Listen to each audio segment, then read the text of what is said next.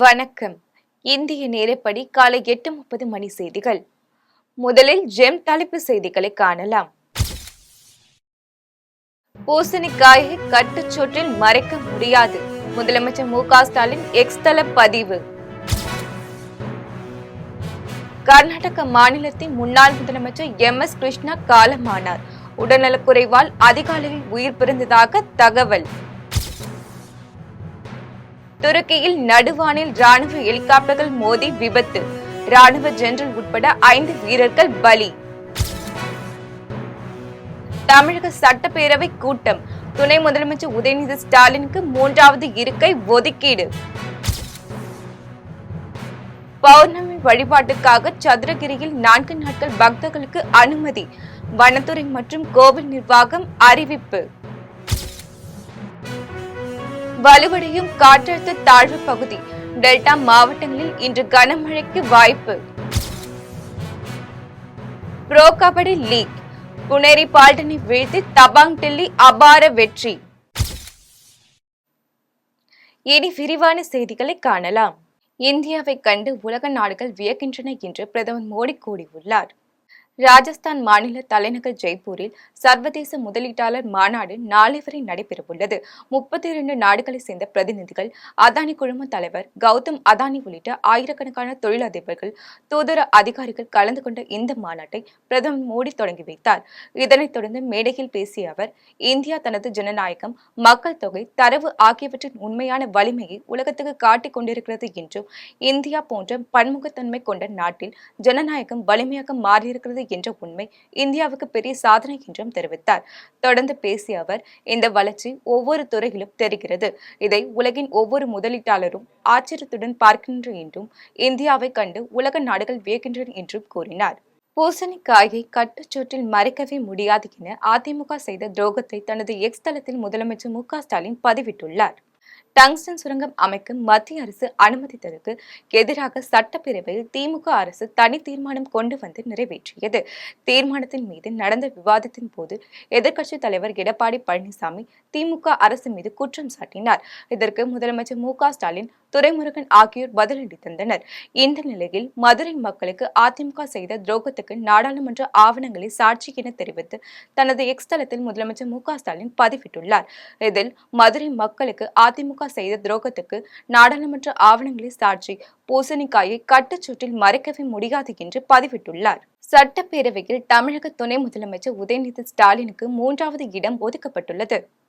சட்டப்பேரவை கூட்டத்தில் சட்டப்பேரவை முன்னாள் உறுப்பினர்கள், பிரமுகர்களுக்கு இரங்கல் தீர்மானம் வாசிக்கப்பட்டது. கோதண்டம், சுப்புராயர், முகமது கனி, தொழிலதிபர் ரத்தன் டாடா, சீதாராம் ஜெயசூரி, முரளி செல்வம் உள்ளிட்டோருக்கு சட்டப்பேரவையில் இரங்கல் தெரிவிக்கப்பட்டது. இந்த நிலையில் தமிழக துணை முதலமைச்சர் உதயநிதி ஸ்டாலினுக்கு சட்டசபையில் முதல் வரிசையில் 3வது இருக்கை ஒதுக்கப்பட்டுள்ளது. மேலும் 4 புதிய அமைச்சர்கள் பொறுப்பு ஏற்றுள்ள நிலையில் சட்டசபையில் அமைச்சர்கள் வரிசை மாற்றியமைக்கப்பட்டிருந்தது. அமைச்சராக இருந்தபோது 10வது இடத்தில் இருந்த உதயநிதி ஸ்டாலின் துணை முதல்வர் அமைச்சராக பெற்ற போது பின்னர் 3வது இடத்திற்கு முன்னேறினார். 3வது இடத்தில் இருந்த நகராட்சி நிர்வாகத்துறை அமைச்சர் KN நேரு 4வது இடத்திற்கு தள்ளப்பட்டுள்ளார். செந்தில் பாலாஜி, நாசர் ஆகியோர் முன்னாள் அமைச்சராக இருந்தபோது எந்த இடத்தில் இருந்தார்களோ அதே இடம் மீண்டும் ஒதுக்கப்பட்டுள்ளது. தமிழகத்தில் இன்று முதல் வரும் 15ஆம் தேதி வரை மழை பெய்யக்கூடும் என்று வானிலை ஆய்வு மையம் தெரிவித்துள்ளது. தென்கிழக்கு வங்கக்கடல் மற்றும் பூமத்திய ரேகையை ஒட்டி இந்திய பெருங்கடல் பகுதியில் காற்றழுத்த தாழ்வு பகுதி உருவாகி தொடர்ந்து அதே இடத்தில் நீடிக்கிறது.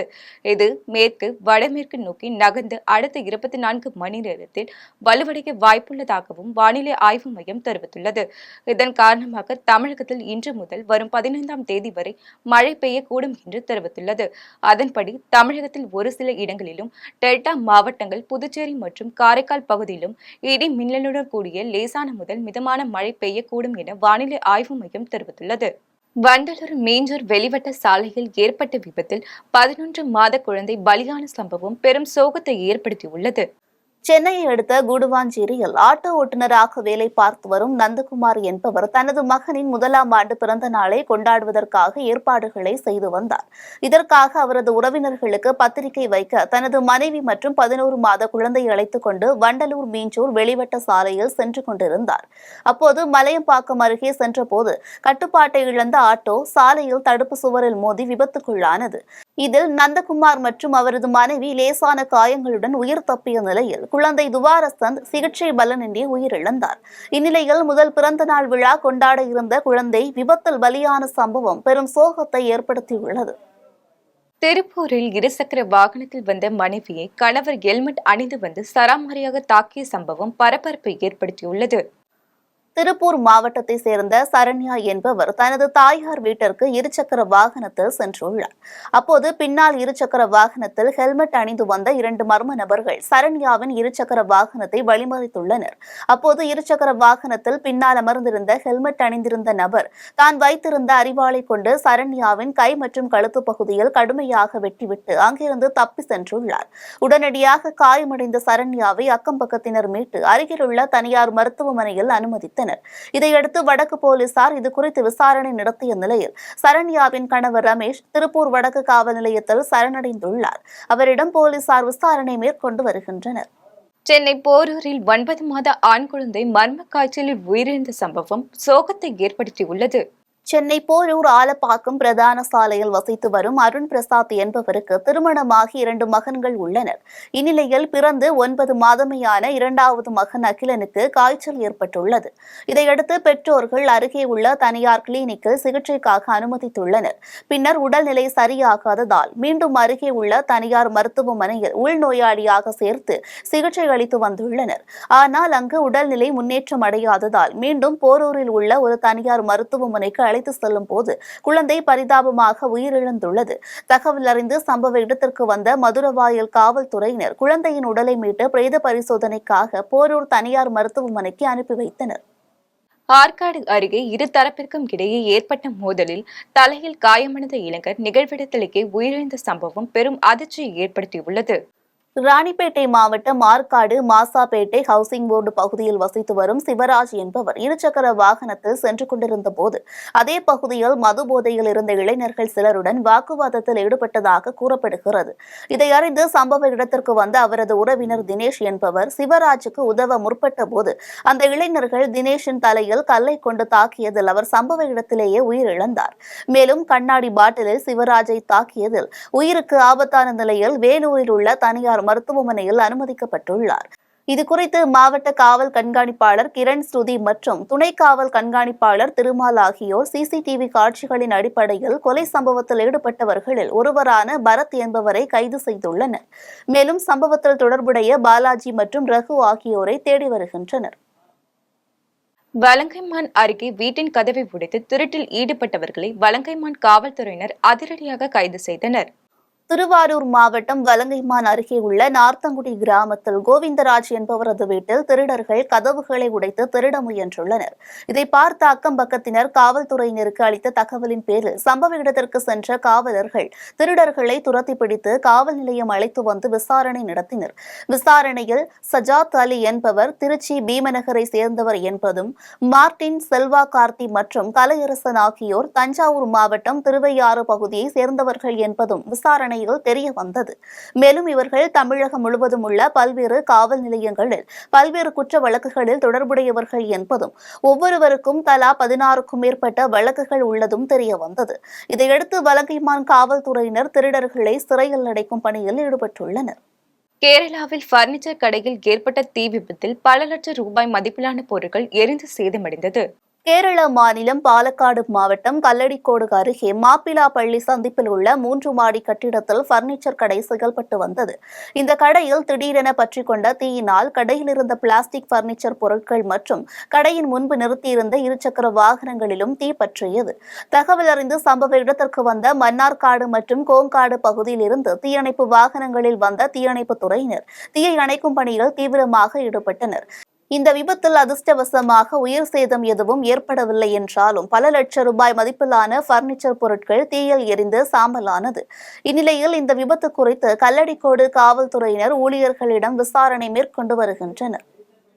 கள்ளக்குறிச்சியில் வெள்ள பாதிப்பு ஏற்பட்ட ஒரு வாரத்தில் பாதிக்கப்பட்ட பொதுமக்களுக்கு மாவட்ட நிர்வாகத்தின் சார்பில் வீட்டுமனை பட்டா வழங்கப்பட்டது.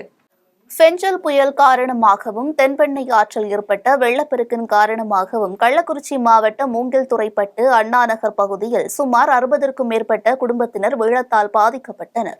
இந்நிலையில் பாதிக்கப்பட்ட மக்கள் தங்களுக்கு உடனடியாக மாற்றிடம் வழங்க வேண்டும் என மாவட்ட நிர்வாகத்திடமும் தொகுதியின் சட்டமன்ற உறுப்பினரான வசந்தம் கார்த்திகேயனிடமும் கோரிக்கை விடுத்தனர். இதனைத் தொடர்ந்து முதற்கட்டமாக மூங்கில் துறைப்பட்டு பகுதியில் வெள்ளத்தால் பாதிக்கப்பட்ட 20 குடும்பத்தினருக்கு சட்டமன்ற உறுப்பினர் வசந்தம் கார்த்திகேயன் மாற்று இடத்திற்கான பட்டாவினை வழங்கினார். இந்த நிகழ்வின் போது வருவாய் வட்டாட்சியர் உள்ளிட்ட அரசு அதிகாரிகள் உடனிருந்தனர். பின்னர் செய்தியாளர்களை சந்தித்த சட்டமன்ற உறுப்பினர் 5 நாட்களாக தனியார் திருமண மண்டபங்களில் தங்க வைக்கப்பட்ட 100க்கும் மேற்பட்டவர்களுக்கு 3 வேளை உணவு நிவாரணப் பொருட்களை மாவட்ட நிர்வாகம் வழங்கியுள்ளதாக தெரிவித்தார். கோவையில் தன்னிடம் பணம் வாங்கிவிட்டு ஏமாற்றிய போக்குவரத்து பெண் காவலரிடமிருந்து தனது பணத்தை மீட்டுத் தர வேண்டும் என பாதிக்கப்பட்டவர் மாவட்ட ஆட்சியர் அலுவலகத்தில் மனு அளித்துள்ளார். திருப்பூர் மாவட்டம் கருவம்பாளையம் பகுதியைச் சேர்ந்த பார்த்திபன் என்பவர் பீளமேடு போக்குவரத்து பெண் காவலர் மீது குற்றம் சாட்டி மாவட்ட ஆட்சியர் அலுவலகத்தில் மனு அளித்தார். அந்த மனுவில் தான் வேலை பார்க்கும் அதே கம்பெனியில் லெனின் என்பவர் கேண்டீன் குத்தகைக்கு எடுத்து நடத்தி வருவதாகவும், லெனின் மனைவி அமிர்தவள்ளி கோவை சைபர் கிரைம் காவல் நிலையத்தில் உதவி ஆய்வாளராக பணிபுரிந்து வரும் நிலையில் இருவரும் தனக்கு அறிமுகமானதாக தெரிவித்தார். இதையடுத்து சைபர் கிரைம் மூலமாக ஆன்லைன் கேண்டீன் கொண்டுவரப்போவதாக கூறி பார்த்திபனிடமிருந்து கடந்த ஜூலை மாதம் 10,30,000 ரூபாயை கடனாக ஆன்லைன் மூலமாக பெற்றுள்ளனர். இந்நிலையில் இதில் 8,90,000 ரூபாயை கடந்த 18 மாதங்களாக திருப்பித் தராமல் ஏமாற்றி வருவதாகவும், இதுகுறித்து பீளமேடு காவல் நிலையத்தில் புகார் அளித்த போது பீளமேடு காவல் நிலைய ஆய்வாளர் இதனை தட்டிக்கழிக்கும் விதமாக செயல்பட்டு வந்ததாகவும் கூறியுள்ளார். மேலும் அமிர்தவள்ளி மீது 420, 406 ஆகிய பிரிவுகளின் கீழ் காவல் நிலையத்தில் வழக்கு பதிவு செய்யப்பட்ட போதிலும் தற்போது வரை நடவடிக்கை எடுக்கப்படவில்லை என தெரிவித்த அவர் உடனடியாக தனது பணத்தை மீட்டுத் தர வேண்டும் என கோரிக்கை விடுத்துள்ளார். அவங்க மேலே நடவடிக்கை எடுக்கணும் அப்படிங்கிறது இல்லை. ஏன்னா பணத்தை தராத பட்சத்தில் அவங்கள இந்த வரையும் டியூட்டியில் தான் இருக்காங்க. துறை அவங்க மேலே 420, 406 போட்டிருக்கு. ஸோ அவங்க மேலே எந்த நடவடிக்கையும் இது வரையும் எடுக்கலை. அவங்களுக்கு எந்த ஒரு பயமும் இல்லை, எதுவும் பண்ண மாட்டாங்க. போலீஸ்காரங்கனால எந்த நடவடிக்கை எடுக்க மாட்டாங்கங்கிறதுல அவங்க ஸ்ட்ராங்காக இருக்கிறாங்க. அவங்க மேலே துறை ரீதியாகவும் இதுவரையும் நடவடிக்கை இல்லை. ஒரு 424, 406 போட்டிருக்கிற ஒரு வழக்கில் இதுவரையும் அவங்கள ரிமாண்ட் பண்ணலை. அவங்க எப்படி எனக்கு பணம் தருவாங்க? எப்படி இது திருப்பூருக்கு மாற்றி மறுபடியும் அங்கே முதல்ல இருந்து விசாரணை நடப்பாங்க. இந்த மாதிரி அதை இந்த வழக்கை நீர்த்து போக செய்யவும், இந்த வழக்கை இந்த வழக்கில் இருந்து அமிர்தவள்ளியும் அவங்க வீட்டுக்காரர் லெனினை காப்பாற்றுறதுக்காகவும் காவல்துறை செயல்படுறதுன்னு நான் இது பண்ணுறேன். இந்திய பள்ளி ஆசிரியர் கூட்டமைப்பு சார்பில் மதுரையில் நடைபெறவுள்ள மாநாடு குறித்த மாவட்ட பொறுப்பாளர்கள் கூட்டம் திருச்சி ஆசிரியர் இல்லத்தில் நடைபெற்றது. இந்திய பள்ளி ஆசிரியர் கூட்டமைப்பான மாவட்ட பொறுப்பாளர்கள் கூட்டம் திருச்சி ஆசிரியர் இல்லத்தில் ஒருங்கிணைப்பாளர் மயில் தலைமையில் நடைபெற்றது. கூட்டத்திற்கு பின் செய்தியாளர்களிடம் பேசிய ஒருங்கிணைப்பாளர் மயில், வரும் டிசம்பர் 15ஆம் தேதி மதுரையில் மாநில மாநாடு நடைபெற உள்ளதாகவும், புதிய ஓய்வூதிய திட்டத்தை ரத்து செய்துவிட்டு பழைய ஓய்வூதிய திட்டத்தை அமல்படுத்த வேண்டும், இடைநிலை ஆசிரியர்கள், முதுகலை ஆசிரியர்களுக்கு மத்திய அரசுக்கு இணையான ஊதியம் வழங்க வேண்டும் உள்ளிட்ட 10 அம்ச கோரிக்கைகளை வலியுறுத்த உள்ளதாக தெரிவித்தார். கோரிக்கைகள் நிறைவேறாத பட்சத்தில் அடுத்த கட்ட போராட்டம் குறித்து மாநாட்டில் முடிவு செய்யப்படும் என்றும் தெரிவித்தார். இதுவரை தமிழ்நாட்டினுடைய பள்ளிக்கல்வித்துறை ஆசிரியர்களுடைய எந்த கோரிக்கையும் நிறைவேற்றவில்லை. கோரிக்கையை நிறைவேற்றுறதுக்கு பதிலாக புதிதாக கோரிக்கைகளை உருவாக்கி கொண்டிருக்கிறார்கள். தமிழ்நாட்டில் தொடக்க கல்வித்துறையில் பணியாற்றக்கூடிய ஆசிரியர்களில் ஒரு 95% பேரை பாதிக்கக்கூடிய, அவர்களுடைய பதவி உயர்வை பாதிக்கக்கூடிய, குறிப்பாக பெண்ணாசிரியர்களுடைய பதவி உயர்வை பாதிக்கக்கூடிய அரசாணை 243 அவர்கள் வெளியிட்டு கூடுதலான பாதிப்பை ஏற்படுத்தியிருக்கிறார்கள். எனவே அவர்கள் கோரிக்கை எதையும் நிறைவேற்றவில்லை. எனவே ஏற்கனவே அவர்கள் வாக்குறுதி அளித்தபடி கோரிக்கைகளை நிறைவேற்ற வேண்டும், அரசாணை 243 உடனடியாக ரத்து செய்ய வேண்டும் அப்படிங்கிற கோரிக்கையை STFI ஆனது வலியுறுத்துகிறது. தென்னைநார் தொழிற்சாலையில் பணிபுரியும் மலைவாழ் மக்களின் வாழ்வாதாரம் பாதுகாக்க வேண்டும் என வலியுறுத்தி தேங்காய்களை கீழே போட்டு கோரிக்கை வைத்தனர். கோவை மற்றும் திருப்பூரை சுற்றியுள்ள பகுதிகளில் தென்னை மரங்களில் இருந்து கிடைக்கும் தேங்காய் மட்டை மூலம் காயர்பித் தயாரிக்கும் பணிகளில் அப்பகுதியில் உள்ள மலைவாழ் மக்கள் ஈடுபட்டு வருகின்றனர். இந்நிலையில் காயர்பித் கழிவுகளால் விவசாயம் மற்றும் நீர்நிலைகள் மாசடைவதாக பரவும் செய்தி உண்மைக்கு புறம்பான செய்தி என்றும், இதனால் மலைவாழ் மக்களின் வாழ்வாதாரம் பாதிக்கப்படுவதாக கூறி தமிழ்நாடு விவசாயிகள் சங்கத்தின் தலைவர் பழனிசாமி உட்பட 20க்கும் மேற்பட்ட காயர்பித் தொழில் செய்யும் மலைவாழ் மக்கள் கோவை மாவட்ட ஆட்சியர் அலுவலகத்தில் மனு அளித்தனர். அப்போது மாவட்ட ஆட்சியர் அலுவலகம் முன்பு தேங்காய் மற்றும் தேங்காய் மட்டைகளை கீழே போட்டு நூதன முறையில் தங்களது கோரிக்கைகளை வலியுறுத்தினர். திருச்செந்தூரில் தாவிக உறுப்பினர் சேர்க்கை முகாமில் இளைஞர்கள் வெளியேறிய சம்பவம் பரபரப்பை ஏற்படுத்தியுள்ளது. தூத்துக்குடி மாவட்டத்தில் மாவட்ட பொறுப்பாளர் அஜிதா ஆக்னல் தலைமையில் ஒரு பிரிவினரும் மாவட்ட பொறுப்பாளர் சஜி தலைமையில் ஒரு குழுவினரும் என 2 கோஷ்டிகளாக சேர்ந்து ஆங்காங்கே உறுப்பினர் சேர்க்கை முகாமில் ஈடுபட்டு வருகின்றனர். இந்நிலையில் தலைமை நிர்வாகி சாமுவேல் ராஜ் தலைமையில் திருச்செந்தூரில் உள்ள தனியார் மகாலில் தமிழக வெற்றி கழகத்தின் உறுப்பினர் சேர்க்கும் முகாம் நடைபெற்றது. இதில் 100க்கும் மேற்பட்ட பொதுமக்கள் கலந்து கொண்டு தங்களை கட்சியில் இணைத்துக் கொண்டனர். அப்போது ஆலந்தலை மீனவ கிராமத்தை சேர்ந்த 50க்கும் மேற்பட்ட மீனவ இளைஞர்கள் தாங்கள் அனைவரும் தூத்துக்குடி மாவட்ட பொறுப்பாளர் அஜிதா ஆக்னல் தலைமையில் கட்சியில் இணைத்துக் கொள்வதாக தெரிவித்து உறுப்பினர் சேர்க்கை முகாமில் இருந்து வெளியேறினர். இதனால் முகாமில் பரபரப்பு ஏற்பட்டது. தொடர்ந்து கட்சியில் தங்களை இணைத்துக் கொண்டவர்களுக்கு தமிழக வெற்றி கழகத்தின் சார்பில் துண்டு அணிவிக்கப்பட்டு வரவேற்பு அளிக்கப்பட்டது. ராமநாதபுரம் மாவட்டத்தில் உள்ள தனியார் பள்ளியில் மாணவனை மன்னிப்பு கேட்க வைத்த விவகாரத்தில் பள்ளி நிர்வாகத்தை கண்டித்து பெற்றோர் பள்ளியை முற்றுகையிட்டதால் பரபரப்பு ஏற்பட்டது. ராமநாதபுரம் மாவட்டம் தங்கச்சிமடம் பகுதியில் உள்ள தனியார் பள்ளியின் கழிவறையில் ஆபாச வார்த்தை எழுதியதாக கூறி 15 மாணவர்களை பள்ளி தனி அறையில் அடைத்து வைத்து ஆபாச வார்த்தையில் பேசியதாக கூறப்படுகிறது. மேலும் குற்றத்தை ஒப்புக்கொண்டு மன்னிப்பு கேட்கும் வரை பள்ளிக்கு வரக்கூடாது என்று பள்ளி நிர்வாகம் அறிவித்திருந்தது. இந்நிலையில் 2 மாதங்கள் கழித்து மாணவர்களை பள்ளிக்கு வரவழைத்து அனைத்து மாணவர்கள் முன்னிலையிலும் மன்னிப்பு கடிதம் எழுதி வாங்கியதாக கூறி மாணவர்களின் பெற்றோர் மற்றும் ஊர் பொதுமக்கள் பள்ளியை முற்றுகையிட்டு வாக்குவாதத்தில் ஈடுபட்டனர். இதையடுத்து பள்ளி தாளாளர் இதுபோன்ற சம்பவங்கள் இனி நடைபெறாது என பெற்றோரிடம் உறுதியளித்ததை தொடர்ந்து அனைவரும் கலைந்து சென்றனர். பொன்னேரி அருகே நில அளவை அலுவலர்கள் போராட்டத்தில் ஈடுபட்டதால் நில அளவை பணிகள் பாதிப்படைந்துள்ளது. திருவள்ளூர் மாவட்டம் பொன்னேரி வட்டாட்சியர் அலுவலகம் முன்பு தமிழ்நாடு நில அளவை அலுவலர்கள் சார்பில் பல்வேறு அம்ச கோரிக்கைகளை வலியுறுத்தி பணிகளை புறக்கணித்து போராட்டத்தில் ஈடுபட்டனர். இதன் காரணமாக நில அளவை பணி மற்றும் பல்வேறு பணிகள் நடைபெறாமல் பொதுமக்கள் கடும் பாதிப்படைந்தனர். இந்நிலையில் தமிழக அரசு உடனடியாக தங்களின் கோரிக்கைகளை நிறைவேற்ற வேண்டும் என கோரிக்கை விடுத்துள்ளனர். அதியமான் ஜல்லிக்கட்டு PR பேரவை சார்பில் ஜல்லிக்கட்டு நடத்த அனுமதி வழங்க வேண்டி மாவட்ட ஆட்சியரிடம் மனு அளித்தனர். தருமபுரி மாவட்டம் தடங்கம் ஊராட்சியில் உள்ள மண்டு மாரியம்மன் கோவிலில் வரும் ஜனவரி 22ஆம் தேதி திருவிழா நடைபெறும் என அறிவிக்கப்பட்டுள்ளது. திருவிழாவின் போது ஜல்லிக்கட்டு போட்டி நடத்துவதற்காக அனுமதி வழங்க வேண்டும் என தமிழ்நாடு ஜல்லிக்கட்டு பேரவை மற்றும் அதியமான் ஜல்லிக்கட்டு PR பேரவை தலைவர் தாபா சிவா மாவட்ட ஆட்சியரிடம் மனு அளித்துள்ளார். இதில் தமிழ்நாடு அரசு கொண்டு வந்துள்ள சிறப்பு சட்டத்திற்கு உட்பட்டு ஜல்லிக்கட்டு போட்டிகள் நடைபெறும் என்றும் இதற்கான இடவசதி தேர்வு செய்யப்பட்டுள்ளது என்றும் இதற்கு உரிய அனுமதியும் பாதுகாப்பும் வழங்க வேண்டும் என்றும் தெரிவிக்கப்பட்டுள்ளது.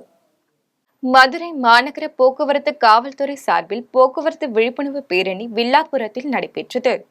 மதுரை மாநகர போக்குவரத்து காவல்துறை சார்பில் போக்குவரத்து விழிப்புணர்வு பேரணி நடைபெற்றது. இதில் பொதுமக்களுக்கு விழிப்புணர்வை ஏற்படுத்தும் விதமாக கல்லூரி மாணவர்கள் விழிப்புணர்வு பதாகைகளை ஏந்தி பிரச்சாரம் செய்தனர்.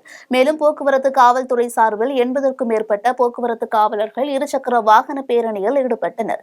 பேரணியை கொடியசைத்து துவக்கி வைத்து பேசிய மாநகர காவல் போக்குவரத்து துணை ஆணையர் வனிதா, பொதுமக்களிடையே போக்குவரத்து விழிப்புணர்வு ஏற்படுத்தியதன் காரணமாக கடந்த சில ஆண்டுகளை விட இந்த ஆண்டு விபத்துகள் குறைந்துள்ளதாக வரும் காலங்களில் விபத்தில்லா பயணத்தை உறுதி செய்ய இந்த போக்குவரத்து பேரணி விழிப்புணர்வை ஏற்படுத்தும் என்றும் உறுதியளித்தார். தருமபுரி மாவட்ட ஆட்சியர் அலுவலகத்தில் மாற்றுத்திறனாளிகள் திடீர் தர்ணா போராட்டத்தில் ஈடுபட்டதால் பரபரப்பு ஏற்பட்டது. தர்மபுரி அடுத்த பிடமனேரி பகுதியில் வசித்து வரும் மாற்றுத்திறனாளியான சுதா என்பவர் தர்மபுரி அரசு மருத்துவமனை முன் பெட்டிக்கடை நடத்துவதற்காக 1 லட்சம் மதிப்பீட்டில் கடையை வாடகைக்கு எடுத்துள்ளார். இந்நிலையில் அருகில் கடை வைத்திருப்பவர்கள் சுதா கடை வைப்பதற்கு இடையூறு ஏற்படுத்தியதாக கூறப்படுகிறது. இதுகுறித்து மாவட்ட ஆட்சியரிடம் பலமுறை மனு அளித்தும் எந்த நடவடிக்கையும் எடுக்காத நிலையில் அவருக்கு ஆதரவாக மாற்றுத்திறனாளிகள் ஒன்றிணைந்து மாவட்ட ஆட்சியர் அலுவலகம் முன் தர்ணாவில் ஈடுபட்டனர். இதனையடுத்து தர்ணாவில் ஈடுபட்ட மாற்றுத்திறனாளிகளிடம் மாவட்ட மாற்றுத்திறனாளிகள் நல அலுவலர் பேச்சுவார்த்தையில் ஈடுபட்டார். மேலும் சுதா பெட்டிக்கடை வைப்பதற்கு உரிய நடவடிக்கை எடுக்கப்படும் என உறுதியளித்ததை அடுத்து அனைவரும் கலைந்து சென்றனர். நான் பெட்டிக்கடை வைக்கிறதுக்காக அரசு மருத்துவமனை அருகில் நாங்க ஆர்டர் வாங்கியிருக்கோம். ஆனா அங்க என் வாழ்வாதாரத்துக்காக எங்களுக்கு மாற்றுத்திறனாளிகள் நல்வாழ்வு சங்கத்துல இருந்து கடை ரெடி பண்ணி கொடுத்தாங்க, பெட்டி கடை ரெடி பண்ணி கொடுத்துருக்காங்க. அதை வைக்கிறதுக்கு நாங்க நெடுஞ்சாலைத்துறையில அனுமதி வாங்கியிருக்கிறோம். அங்க அனுமதி வாங்கியுமே அங்க பக்கத்துல இருக்கிற கடைக்காரர் விட மாட்டேங்கிறாங்க. நாங்க அதுக்கப்புறம் போலீஸ் ஸ்டேஷன்ல கம்ப்ளைண்ட் பண்ணிட்டோம். அங்கவும் எங்களுக்கு எந்த ஸ்டெப்பும் எடுக்க கிடையாது. நெடுஞ்சாலைத்துறையிலையும் போயிட்டு நாங்க கம்ப்ளைண்ட் பண்ணோம். அவங்களும் வந்து எந்த ஒரு இதுவும் கொடுக்க கிடையாது எங்களுக்கு இன்ன வரைக்கும். கலெக்டரேட்ல நாங்க 4 முறை மனு கொடுத்துட்டோம். இன்னைக்கோட 5வது முறை நாங்க மனு கொடுக்க போறோம். மனு கொடுக்குறோம்னா எங்களுக்கு நீங்க கலெக்டர் அம்மா வந்துட்டு ஏதாவது முடிவு சொல்லணும். முடிவு சொல்ற வரைக்கும் நாங்க எந்திரிக்க போறது இல்லைங்க சார். கோவையில் கடை வாடகைக்கு விதிக்கப்படும் 18% GST வரியை ரத்து செய்ய கோரி மாவட்ட ஆட்சியரிடம் மனு அளிக்கப்பட்டது. கோவை மாவட்டத்தில் கடை வாடகைக்கு விதிக்கப்படும் 18% GST வரியை ரத்து செய்ய கோரி தமிழ்நாடு வணிகர் சங்கங்களின் பேரவை சார்பில் கோவை ஆட்சியர் அலுவலகத்தில் மனு அளிக்கப்பட்டது. அந்த மனுவில் தற்போது மத்திய அரசானது கடைகளில் வாடகைக்கு இருக்கும் வாடகைதாரர்கள் தங்கள் வாடகையுடன் சேர்த்து 18 விழுக்காடு GST வரியை செலுத்த வேண்டும் என்ற அறிவிப்பை கடந்த மாதம் அறிவித்துள்ளதாக தெரிவித்துள்ளனர். மேலும் சில்லறை வணிகம் செய்ய மாநகராட்சி உரிமம், குப்பைக்கான உரிமம், தொழில் வரி உரிமம் போன்றவற்றை எடுத்து தான் வியாபாரம் செய்து வருவதாகவும், இந்த சூழலில் கடைகளில் வாடகைக்கு இருக்கும் வாடகைதாரர் 18 விழுக்காடுகள் GST வரியை செலுத்த வேண்டுமெனில் இது அவர்களின் வருமானத்திற்கு தகுதியான காரியம் இல்லை என்றும் தெரிவித்துள்ளனர். எனவே மாவட்ட ஆட்சியர் வணிகர்களின் சூழ்நிலைகளை அரசின் கவனத்திற்கு எடுத்துச் சென்று வாடகை கடைகளுக்கான 18 விழுக்காடு GST வரியை ரத்து செய்ய உதவ வேண்டும் என மனு அளித்துள்ளனர். விருதுநகரில் அமைந்துள்ள மாரியம்மன் கோவிலில் சோமவாரத்தை முன்னிட்டு 1008 சங்காபிஷேகம் மற்றும் சிறப்பு பூஜை நடைபெற்றது. விருதுநகர் மாவட்டம் சாத்தூர் இருக்கன்குடியில் அமைந்துள்ள மாரியம்மன் திருக்கோவிலில் கார்த்திகை மாத சோமவாரத்தை முன்னிட்டு 1008 சங்காபிஷேகம் மற்றும் சிறப்பு ஆராதனை நடைபெற்றது. தொடர்ந்து பால், பன்னீர், சந்தனம், தேன், பஞ்சாமிர்தம், இளநீர், திருமஞ்சன பொடி, விபூதி உள்ளிட்ட 21 வகையான திவ்ய பொருட்களை கொண்டு அபிஷேகம் நடைபெற்றது. முன்னதாக திருநெல்வேலியை சேர்ந்த ஓதுவார் குழுவினர் தலைமையில் சிறப்பு மகா ஹோமம், கணபதி ஹோமம், நவக்கிரக ஹோமம், துர்கா ஹோமம், தேவி ஹோமம் உள்ளிட்டவை நடைபெற்றது. தொடர்ந்து அபிஷேகம் முடிந்த பின் ஸ்ரீ சக்கர வடிவில் 1008 சங்குகள் அலங்கரிக்கப்பட்டு மேளதாளங்கள் முழங்க அம்மனுக்கு சங்காபிஷேகம் நடைபெற்றது. இதில் ஏராளமான பக்தர்கள் மற்றும் 1000க்கும் மேற்பட்ட பெண்கள் குலவையிட்டு அம்மனை தரிசனம் செய்தனர். தமிழகத்தின் பல்வேறு பகுதிகளில் நடைபெற்ற சில நிகழ்வுகளை ஒரு சிறிய தொகுப்புகளாக காணலாம். தஞ்சை மாவட்டம் பட்டுக்கோட்டை அருகே உள்ள திருச்சிற்றம்பலம் புராதன வனேஸ்வரர் கோவிலுக்கு சொந்தமான சிவகாமி அம்மன் பஞ்சலோக செப்பு திருமேனி சிலை கடந்த 20 வருடங்களுக்கு முன்பு திருடப்பட்டு அமெரிக்காவின் நியூயார்க் மாகாணத்தில் ஒரு தனியார் அருங்காட்சியகத்தில் காட்சி பொருளாக வைக்கப்பட்டுள்ளது. இந்த சிலையை ஏலம் விடுவதற்கான நடவடிக்கையினை அருங்காட்சியகம் மேற்கொண்டுள்ளது. இந்நிலையில் சிலையை மீட்டுத்தர தமிழக இந்து சமய அறநிலையத்துறை அதிகாரிகள் நடவடிக்கை எடுக்க வேண்டும் என சிலை கடத்தல் தடுப்பு பிரிவு முன்னாள் IG பொன் மாணிக்கவேல் தெரிவித்துள்ளார்.